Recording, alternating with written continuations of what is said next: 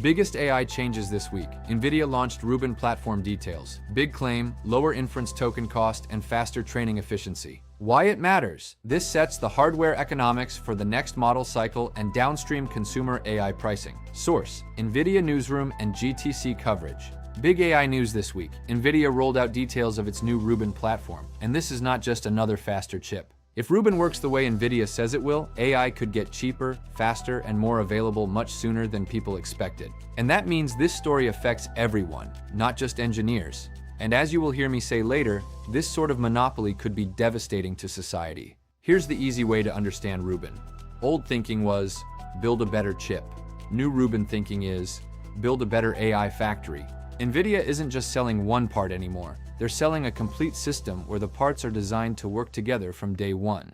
Think of it like this: old approach, buying random car parts and hoping they work well. Rubin approach, buying a full race car engineered as one machine. That's the difference. Most people don't care what chip is in a data center. They care about how fast AI answers, how good it feels, and how much it costs. Rubin matters because NVIDIA claims this system can lower the cost of producing AI responses and increase performance at the same time.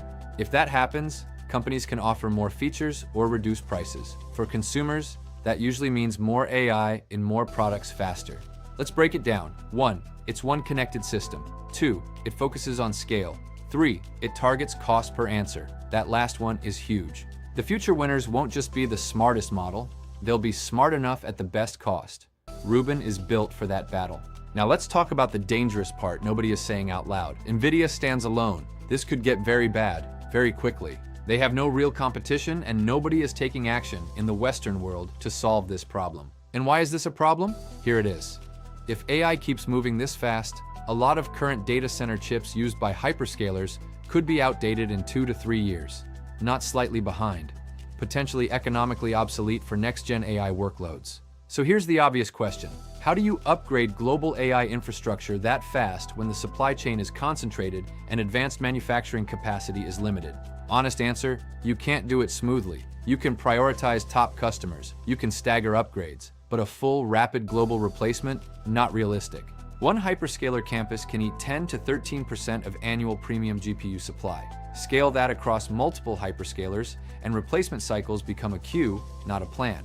And that is based on current hyperscaler sizes. In 3 years, we could see a hyperscaler campus multiple times bigger than what exists now. We are creating an environment that we probably won't be able to maintain. Society is rushing to build AI-dependent systems in healthcare, logistics, and defense, while the hardware foundation may be constrained. This bottleneck could cause these important systems to fail. Let's break down the risk. Risk 1, upgrade gridlock. Not everyone can get next-gen performance. Risk 2, two-speed AI economy. Only top companies get cutting-edge infrastructure. Risk 3, infrastructure fragility. Disruption hits harder. Risk 4, public blind spot. Governments talk policy, but not hard compute resilience. If that doesn't change, we sleepwalk into a situation where demand grows faster than capacity. Impact could be severe: service instability and rising costs. This is not anti-AI, this is pro-reality. You cannot build a stable AI society on fragile compute supply assumptions. What is your plan? If AI is becoming core infrastructure, should chip supply resilience be treated like energy security? Should the government ensure this is protected? Yes or no? And why?